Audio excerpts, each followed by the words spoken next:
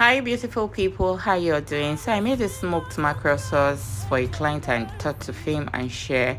First you go in with some palm oil and go in with some chopped onions, garlic and ginger paste and saute that for some minutes.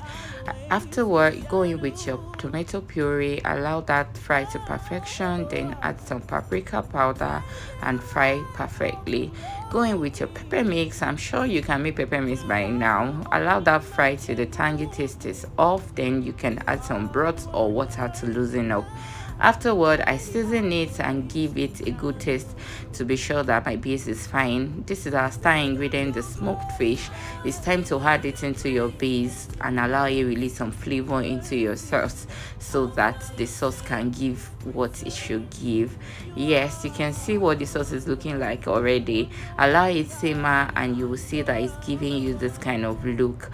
I decide to garnish with some spring onions. You can add some bell pepper if you want, but this is fine for me. This sauce is everything and you can serve with everything you want to serve: beans, rice, pasta, yam. Thanks for watching.